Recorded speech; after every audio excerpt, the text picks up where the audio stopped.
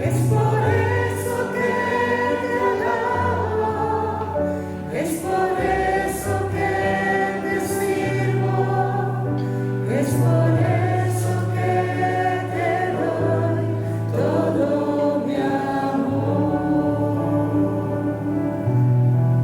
Sí, Padre, por esto y por muchísimas otras cosas, señores, que te alabamos, te adoramos.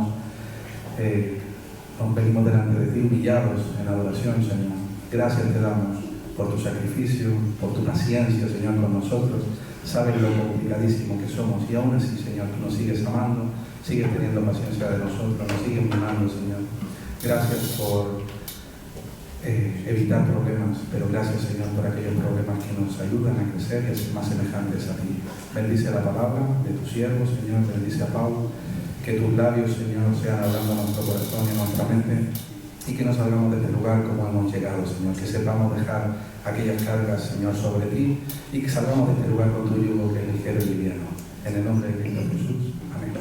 La última vez que compartí la palabra hice un spoiler, ahora sí, ahora esa palabra está permitida y en el diccionario de la Real Academia, spoiler, es decir, un avance de lo que va a venir después. Y dice lo siguiente: la historia de Oseas nos desafía a amar profundamente, a actuar con fe y a vivir con un sentido claro de propósito, incluso en medio del sufrimiento o de las dificultades.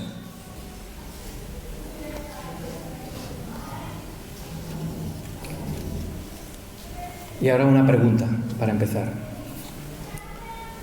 ¿Qué pasaría si alguien querido, muy cercano, imaginar una persona, esa persona que estáis pensando, alguien muy querido, te pidiera hacer algo amoral, algo de alto riesgo para tu reputación, te la estás jugando, incluso hasta mal visto o peligroso? ¿Qué harías?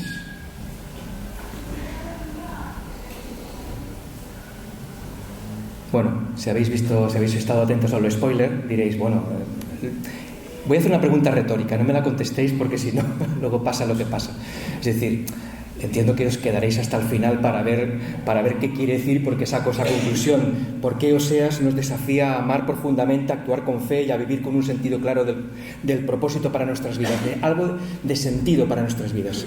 Pero antes vamos a hacer una exposición, vamos a ver un poco ese libro de Oseas, que a veces pues no sabemos muy bien, ni siquiera muy bien por dónde está. Está después del profeta Daniel, el libro de Daniel, el siguiente es Oseas, ¿sí? Nos vamos centrando, más o menos por el centro de la Biblia, por ahí. Es un libro que pertenece a los profetas, Oseas era un profeta de los menores, no porque fuera más bajito, y no estoy acordándome de Ernesto, no.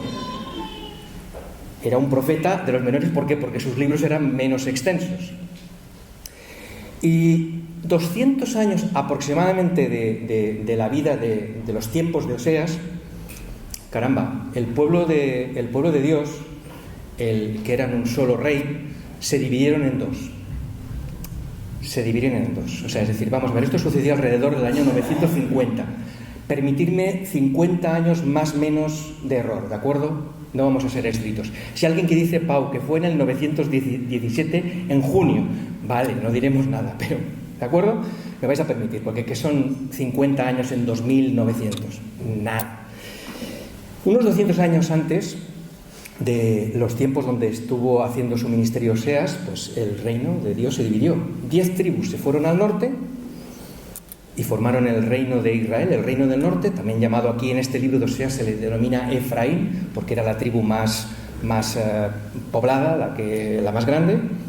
Y 2 reinos se fueron al reino del sur, Judá, pusieron sus reyes. En algunos momentos, incluso si vemos otros libros de la Biblia, parece que estemos hablando de 2 reyes al mismo tiempo. Claro, es que eran 2 reyes al mismo tiempo porque estaba uno en el norte y el otro en el sur. No estoy diciendo ningún avance del telediario, porque esta noticia así, reinos divididos, ¿no suena algo que se enfrentan riñas entre naciones, que se dividen, No estamos haciendo ningún avance del telediario, ni tampoco el pueblo de Dios dividido. sin comentarios. En este plazo de tiempo es cuando Dios envió al profeta Elías, al profeta Eliseo, a Amós y ahora a Oseas. Pero el pueblo de Dios, tanto el del norte como el del sur, tanto Israel como Judá, persistían en negarse a volver a Jehová y caían más y más hondo en las abominaciones de la idolatría. El periodo del ministerio de Oseas abarca aproximadamente unos 40 años, desde el 750 hasta el 700, por ahí. Ya sabéis eso que os he pedido, por favor, dejarme ese margen. Y empezó cuando en el reino del norte el rey Jeroboam estaba en el cenit de su poder, en la gloria de su reino, en la gloria de su reinado. Años de prosperidad económica y paz política, pero de decadencia y bancarrota espiritual y moral. De hecho, 20 años después vendrían los asirios y acabarían con ese reino. Pero durante ese tiempo, durante 20 años, 6 reyes se sucedieron y 4 de esos reyes murieron asesinados por sus sucesores. A rey muerto, rey puesto. Es un chiste malísimo, lo sé, pero es que la verdad es que, y sigo insistiendo, no estoy dando ningún tipo de noticia, los preliminares de ningún telediario, porque perfectamente podría ser así, y estamos hablando de 2700 años atrás, y además el pueblo de Dios. De todas formas, eso es lo que sucedió después de la muerte de Jeroboam, y 20 años después se acabó ese reino. Todas esas muertes, esos asesinatos, no eran más que un reflejo de una violencia desenfrenada que acompañaba la agonía de ese pueblo que no tenía rumbo, no tenía al Señor como su Señor y habían desviado las miradas a otras partes. Ese es el tiempo que le tocó vivir a Oseas. Él tuvo que hablar a los reyes, al pueblo y llevar la palabra de Dios, fundamentalmente de que iba a venir un juicio si no había arrepentimiento.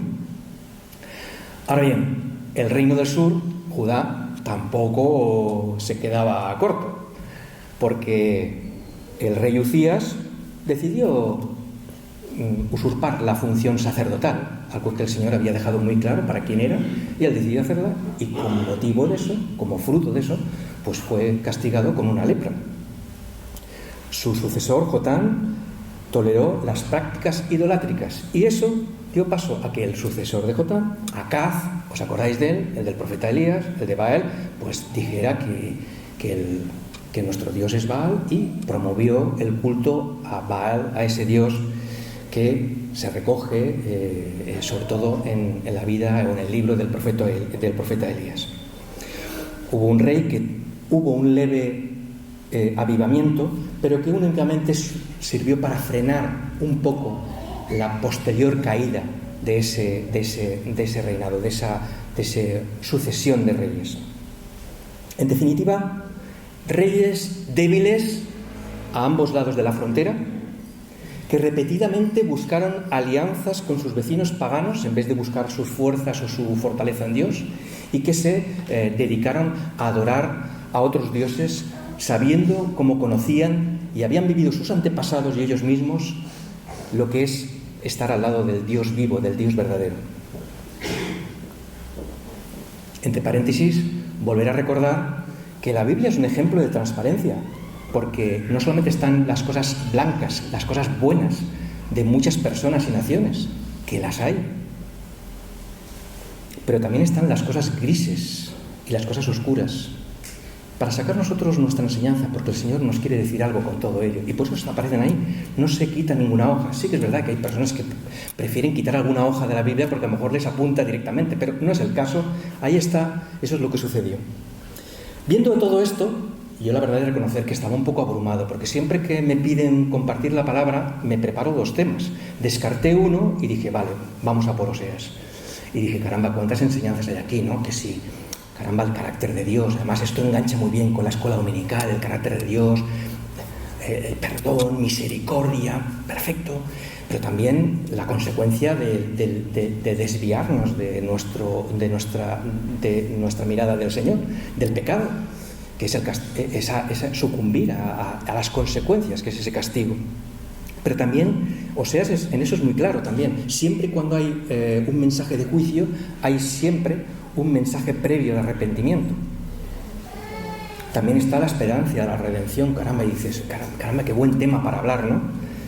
Claro, yo estaba un poco, no sabía cuál tema coger, pero dije, bueno, como no es posible tratarlo todo, vamos a hacer algo general de Oseas, de algunas enseñanzas, algunos comportamientos, y nos vamos a fijar en Oseas especialmente.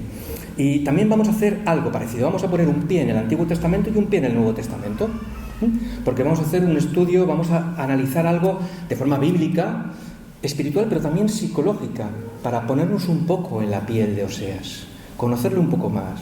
Porque sí que es uno de esos libros, hay que reconocerlo, que cuando vamos, Daniel, claro, ¿cómo no vamos a leer Daniel? Los leones, caramba, Sadrach, Mesach, Abednego, allá en el horno de fuego y el horno explota. Bien, bueno, esos son conocidos. Pero claro, la historia de Oseas es mejor conocida por su mujer, pero no hemos entrado mucho en Oseas, el comportamiento. Volvemos a la pregunta que antes hacíamos. ¿Qué pasaría si alguien querido, muy querido y de confianza te pidiera hacer algo amoral, que no está visto por nadie, que te infunde asco incluso? Por tanto, vamos a tratar este tema, lo que vamos a meditar hoy, como una reflexión bíblica, espiritual, ¿sí? Porque los personajes de la Biblia nos dan lecciones espirituales que podemos aplicar, pero también nos dan lecciones de su comportamiento, cómo se comportaban, y también nos indican por dónde nosotros podemos comportarnos. Oseas significa salvación. Y como decía, como muchos personajes bíblicos, además de lecciones espirituales profundas, también nos hablan de comportamientos y emociones universales que todos en algún momento determinado de nuestra vida hemos tenido, hemos experimentado, y si no las hemos experimentado, seguro que las experimentaremos. Tarde o temprano, sí o sí, pues las experimentaremos. Eso de sí o sí siempre me recuerda a los embarazos, ¿no? Hay una palabra en inglés que es el compelling, no sé si lo pronuncio bien, pero es algo que tiene que suceder por narices, diríamos en castizo, ¿no? Y entonces, sí o sí, tiene que suceder que veamos. Pero bueno, vamos a ver, ¿qué personajes que no nos vamos a centrar en ellos, pero sí también para ver el contexto donde estaba viviendo Oseas? Su esposa, Gomer, se casó con ella y no era, en ese momento, no hablan que se estaba prostituyendo o estaba adulterando. Se casó con ella y tuvieron 3 hijos. Fijaros los nombres que les puso. Jezreel, porque representa el juicio venidero sobre Israel. Lo Ruama, la hija, que vino después, sin compasión, significa su nombre. Y el tercer hijo, el pequeñín, Lo Amni, no mi pueblo. Yo la verdad es que soy un hijo de Oseas y la verdad que me voy de casa lo antes posible. Porque vamos, con ese nombrecito, oye, sin compasión, ven para acá, que tienes que cenar, la cena está puesta en el plato. Pues la verdad es que, oye, no mi pueblo.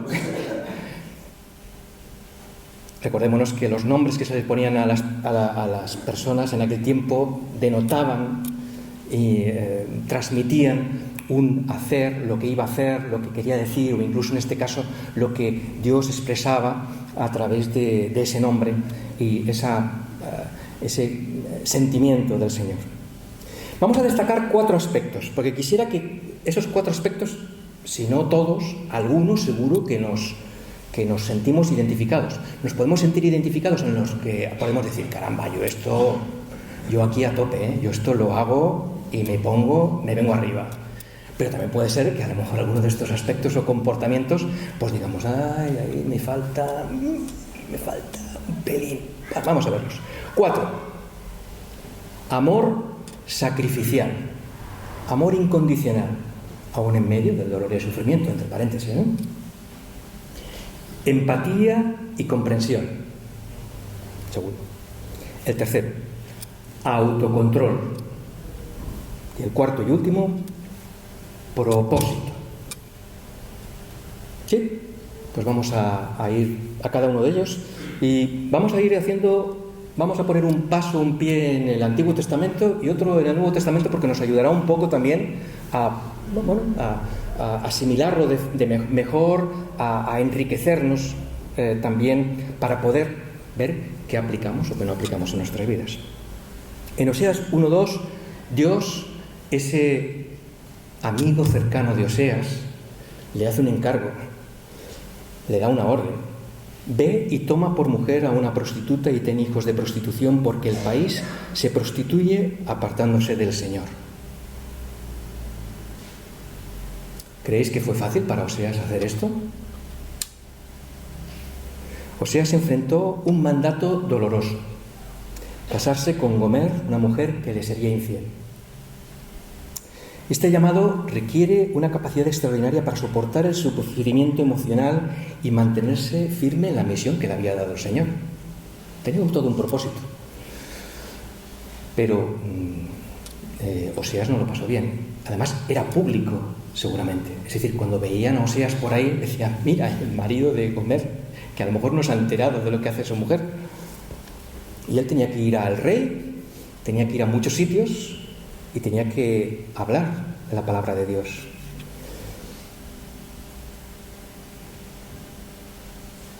El amor de Oseas hacia Gomer no se basó en emociones pasajeras, sino en una elección consciente de amar, siendo el ejemplo de Dios hacia nosotros como personas y como pueblo. Pero él decidió, intencionalmente, amar a Gomer. Vamos al Nuevo Testamento, vamos a dar un paso para el Nuevo Testamento. Jesús también aceptó un llamado lleno de dolor y sacrificio. En Lucas 22:42, Jesús ora y dice: Padre, si quieres, pasa de mí esta copa, pero no se haga mi voluntad sino la tuya. Jesús aceptó el dolor para cumplir con un propósito mayor. El amor sacrificial de Oseas hacia Gomer es un reflejo del amor de Cristo hacia nosotros, hacia toda la humanidad, hacia su iglesia. Jesús eligió amar, y no solamente eligió amar, sino eligió morir por nosotros, incluso cuando no éramos dignos. En Efesios habla de Cristo amó a la iglesia y se entregó por ella.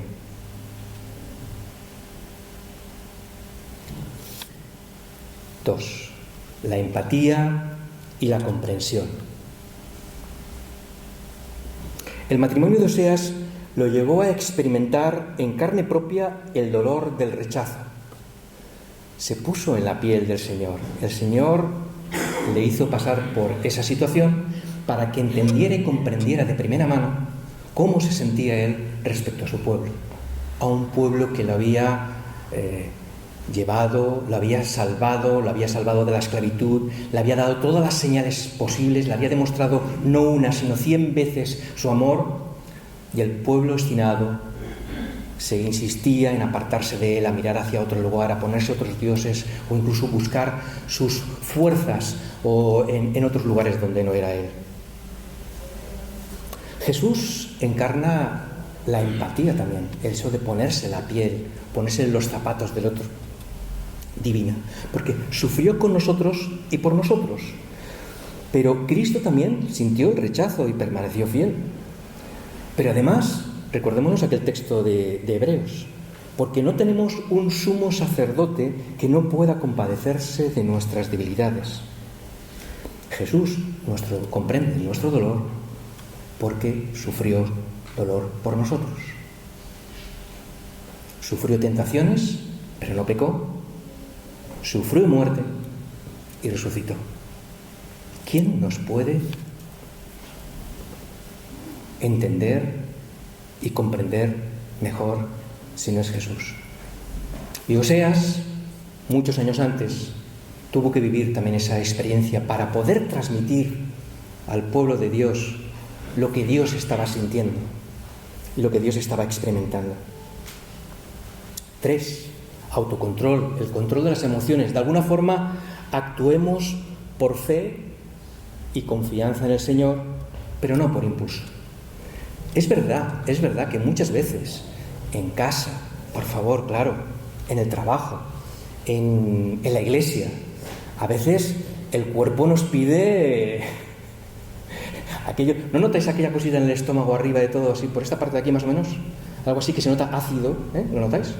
Eso no es porque ya habéis comido un chuletón, no. Es algo cuando alguien dice algo o hace algo, de repente, y estás así, Señor, o te lo llevas o te lo envío. No. Estamos hablando de actuar por impulso, lo que nos pide el cuerpo, ese mono que llevamos dentro, esa bestia que llevamos dentro, o entregar esas emociones a nuestro Señor. Las emociones son normalmente algo impulsivas, tienen una duración. Los sentimientos son otra cosa, los sentimientos perduran más en el tiempo, hay una decisión, la emoción es algo más instintivo, más impulsivo, más hormonal posiblemente, y lo otro no, lo otro requiere poner la cabeza en ello. Al Señor le volvió a pedir que fuera con Gomer, incluso que la rescató después de haber sido vendida, y la volvió a estar con ella. Y vuelvo a insistir, ¿nos ponemos en la piel de Oseas? ¿Nos ponemos en aquella sociedad como estaba visto lo que hizo? Lo que significaba para él, para ella también,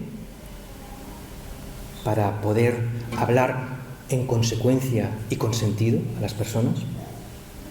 Nos vamos al Nuevo Testamento, ¿me permitís? Yo lo tengo fácil, ¿eh? Hago así, estoy en el Nuevo Testamento, hago aquí, estoy en el Antiguo. Lo tengo fácil, ¿eh? Me paso unos cuantos años sin casi moverme del sitio. Y así sigo enfilado al micrófono. Jesús mostró ese mismo autocontrol en la cruz. Fijaos, acordémonos de esto que lo hemos leído 1000 veces. ¿Qué le dijo a las personas que le estaban crucificando? Padre, perdónalos porque no saben lo que hacen.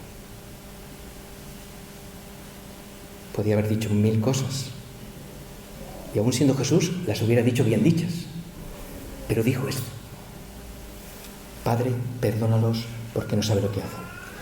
Jesús actuó con amor y propósito, un propósito mayor que el propio Jesús, no por impulso o emoción. Por cierto, ¿os acordáis aquello que dice Pablo en Efesios de airaos pero no pequéis? O sea, airaos se nos está permitido, no lo que viene después, si seguimos con ese aireamiento. No se ponga el sol sobre vuestro enojo. Cuarto, sentido de propósito, una razón de vivir como motor de nuestra propia vida. Oseas soportó el dolor porque entendía que su vida tenía un propósito mayor. Dios le había dado un mandato para hablar, y él lo entendió y lo comprendió, y aceptó ser un reflejo del amor de Dios para Israel. Y lo comprendió, claro que lo comprendió durante esos años en los que tuvo esa relación con su mujer y que estuvo siempre pues en esa situación, ¿no? Perdón, el cuerpo le pedía algo, pero obediente a lo que el Señor le decía. Hay uno de los versículos más conocidos de Oseas. Oseas 6:6 dice: porque misericordia quiero y no sacrificios, conocimiento de Dios más que holocaustos. Este propósito lo llevó a un mensaje que trasciende los rituales, lo comprensible incluso, y apunta al corazón. Porque lo que quiere el Señor es misericordia y quería arrepentimiento. Siempre antes del mensaje de juicio, siempre había un mensaje de arrepentimiento. Pero el pueblo de Dios, R que R, como animal que tropieza 2 veces, no, 3 veces, 5 veces, 10 veces, volvió a hacer las cosas que no agradan al Señor. Me voy al Nuevo Testamento con Cristo. Y Jesús también vivió un propósito, una razón clara: cumplir la voluntad de su Padre y salvar a la humanidad. Y definitivamente acercarla para siempre a Dios Padre. En Juan 17:4 Jesús dice: yo te he glorificado en la tierra, habiendo terminado la obra que me distes que hiciera. De la misma forma que Oseas vivió para mostrar el amor de Dios, Jesús vivió para revelarlo completamente y además cumplir su obra y glorificar a Dios en su vida, en su muerte y en su resurrección. ¿Qué lecciones podemos tener para nosotros? Porque claro, no nos vamos a ir aquí solamente hemos oído y ya está, vamos a ponernos unos pocos deberes, ¿no? ¿Sí? Para casita y también para los que están en internet luego lo ven. Lecciones para nosotros. El dolor y el sacrificio como parte del amor verdadero. Cuando en Corintios habla que el amor es sufrido,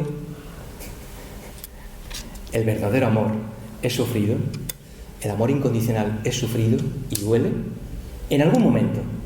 Tiene muchas cosas buenísimas, muchísimas cosas buenísimas. Pero hay momentos en que duele el amor, ¿no? ¿Quién lo cantaba eso? ¿Duele el amor? Maná. Creo que era un grupo por ahí. Maná. Lo cantaba Maná. Duele el amor, ¿verdad que sí? ¿Cómo duele el amor? Y os puedo decir por experiencia que duele mucho. Duele mucho. Oseas nos enseña que el amor verdadero implica sacrificio, al igual que Cristo podemos encontrar propósito en amar a pesar del dolor. Nuestro cuerpo nos dice, ¿cómo voy a amar a esta persona? A esta persona que tengo muy cerca, a esta persona de la congregación. Pues claro, no a todos, a los que nos caen bien, pues, o los que tenemos más cerca, pues es más fácil amarlos. Pero aquella persona que precisamente no... ¿Qué significa amar como una decisión y no como un sentimiento en tus relaciones?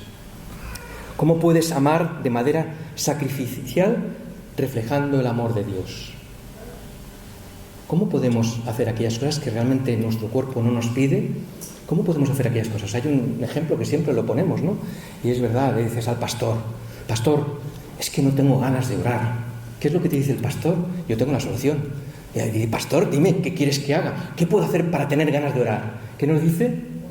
Ora. Pues le decimos, pastor, es que ya no tengo ganas de amar más, no se lo merece. No. ¿Qué nos dirá el pastor? ¿Qué nos dice la Biblia? Ama. Ama. ¿Dónde encontramos fuerzas para perseverar cuando enfrentamos dificultades? Porque las dificultades, Mauricio lo comentaba antes cuando hemos cantado, ¿no? Vamos a experimentar. Y quien diga que no, si os dijera que no, mentiría. Y se trata de no mentir. Y si me decís que nunca habéis tenido dificultades, entonces no me lo creo. Pero alguna vez pasaremos dificultades, tarde o temprano, sí o sí. ¿Dónde encontramos las fuerzas para perseverar cuando enfrentamos dificultades? Cuando el pueblo de Dios presentaba dificultades, en los tiempos de Oseas y unos años antes, lo que hacían era aliarse con las naciones vecinas, los de al lado, para tener sus fuerzas, sus ejércitos también, compartir cosas y tener una alianza para evitar que me atacaran, o incluso tener sus dioses. Nosotros, ¿a dónde nos conectamos? ¿Cuál es nuestra fuerza? Si yo hago esto, me he desconectado del micrófono y no he ido a la fuente de la fuerza, en este caso, que es el micrófono encendido. Por lo tanto, ya no llega ni el mensaje, ni os enteréis de lo que estoy hablando. Pero si me conecto al lugar adecuado y le doy al botón adecuado, entonces cuando somos capaces de poder de manifestar esa potencia en nuestras vidas. De la misma forma, cuando estamos con Dios, cuando nos agarramos a Dios, aún en medio de las dificultades, es cuando podemos tener esa fuerza que el Señor nos da. Oseas es un ejemplo de personalidad resiliente. Ya lo comentábamos, ¿no? Eso os habrá venido, ¿no? La resiliencia. ¿Sabéis lo que es resiliencia? Ser resiliente, ¿sí? ¿Lo sabéis? Por lo que digo, bien, no me he tragado un chicle, no he dicho ni resistencia ni nada, he dicho resiliencia. Y hay un ejemplo muy claro en la naturaleza que habla de lo que es una personalidad, algo resiliente de algo que no lo es, aunque sea sorprendente. Un roble es muy fuerte, ¿verdad? Un roble es un árbol muy fuerte, con unas raíces fuertes, ¿verdad? Pero si sopla el viento, como ha soplado estos días, si sopla el viento, vemos imágenes de árboles que se tronchan y caen, se rompen. Son fuertes, pero llega un momento en que ya no pueden soportarlo y se rompen y ya no vuelven a ser nunca el mismo árbol de antes. Ni os digo el dueño del coche que estaba debajo, cuando le cae, que tiene que después ir a los seguros y hacer esas cosas. Ese se acordará del roble, decir, podría haber sido otra cosa. En cambio, esos juncos, que aparentemente sin importancia, son capaces de flexar, siendo flexibles, doblarse más de 90 grados, casi tocar con su punta al suelo y volverse, cuando cesa el viento, volverse a levantar y seguir siendo lo que son, un vegetal sano, hermoso. Oseas podía, ante las dificultades, comportarse como el junco, es decir, se dobló, pero no se tronchó, porque su fuerza estaba en el Señor. Cultivemos la empatía y la compasión. Todos aquí hemos pasado por cosas que algunos las conozco, algunos de vosotros las conozco, pero estoy viendo a Sandra por ahí, muchas personas, que solamente con tanto, si supiéramos lo que han pasado, es para ponernos de rodillas y decirle: hermana, hermano, eres para mí un ejemplo. Pero sí que es verdad, tal vez sea el cultivar la empatía y esa compasión lo que a veces te es difícil. O al contrario, no, tú lo cultivas, eres una persona empática con las demás personas y además te compadeces, perfecto, sigue así, sigamos así, perfecto.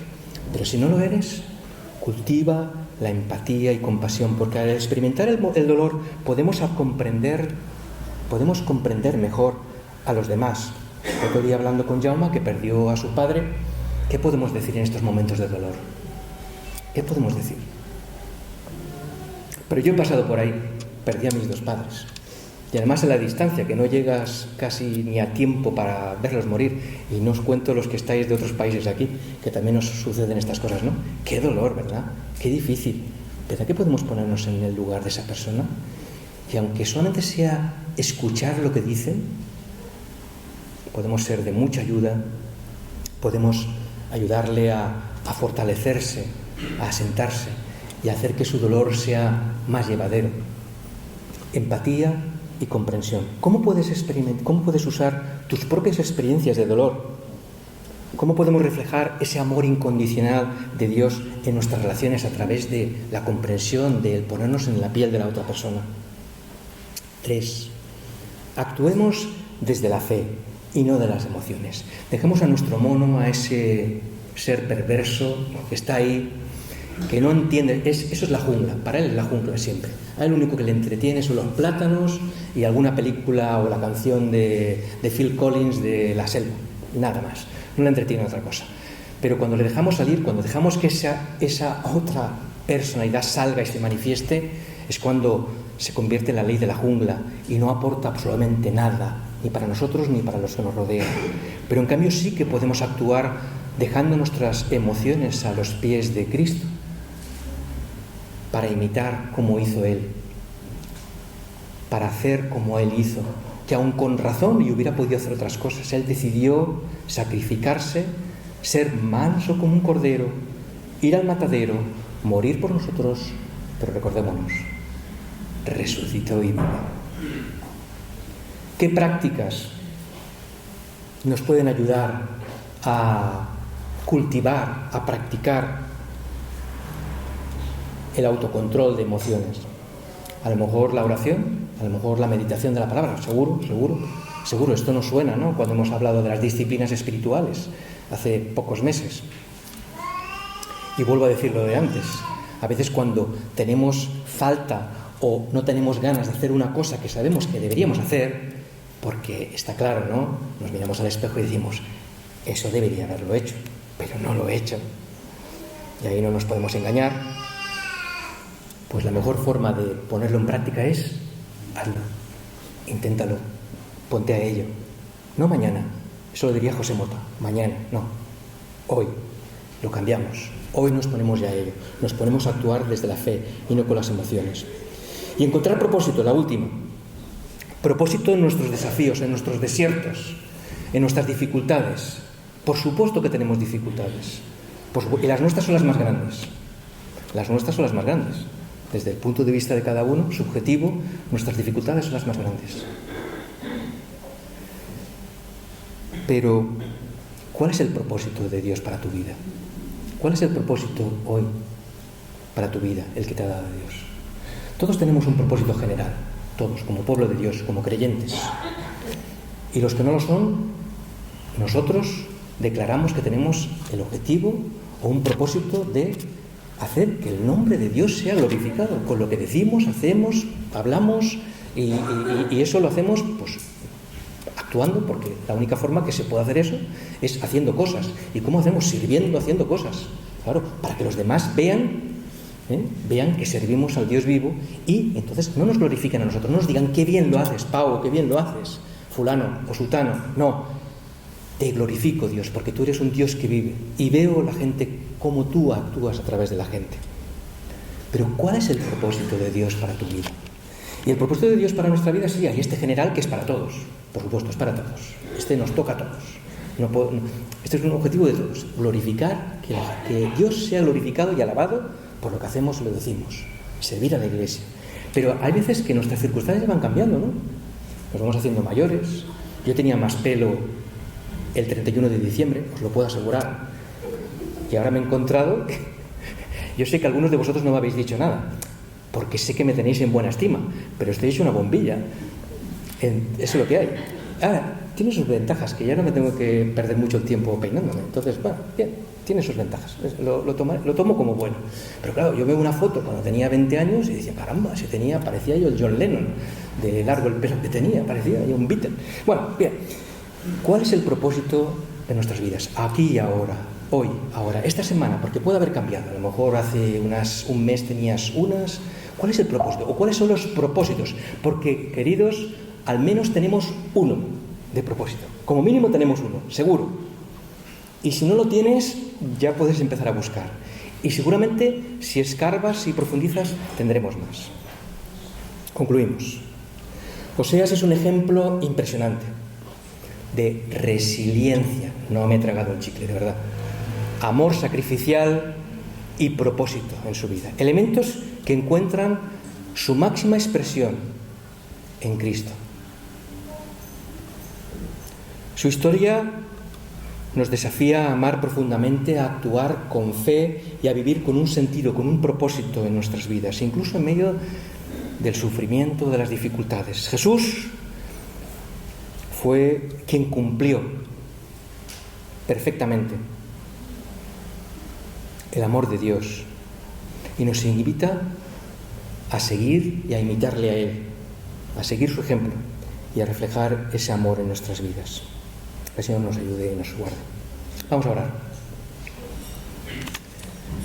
Señor, te damos gracias porque tú siempre tienes algo que decirnos, Señor, y la verdad es que vemos las vidas de personas que nos precedieron y nos damos cuenta de lo difícil que fue, pero ellos se agarraron a ti, Señor, se agarraron a ti.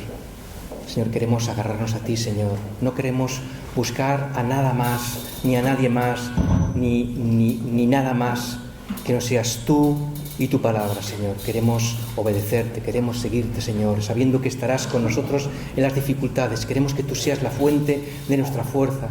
Queremos que tú seas quien controle nuestras emociones. Queremos que tú nos ayudes a tener amor para otras personas, porque solamente podemos mostrar amor si reconocemos que tú nos has amado primero, Señor. Queremos, Señor, no solamente obedecerte, como decía, Señor, pero queremos que todo el mundo, todos, vean y decidan adorarte y alabarte por lo que nosotros humanamente podamos hacer, Señor, imperfectamente, Señor. Queremos reflejar tu amor, Señor. Gracias por tu amor, gracias por tu muerte, gracias por la resurrección, Jesús. En Cristo Jesús. Amén. Somos una iglesia que vive para amar a Dios y para amar al prójimo. Por eso estamos a tu disposición. Si tienes dudas acerca de la fe, acerca de Jesucristo, acerca de Dios, acerca de la vida misma, o si estás pasando en este momento por una situación difícil y quieres que nosotros pidamos en oración por ti, no dudes en ponerte en contacto con nosotros a través de nuestra página web www.lapazelche.com.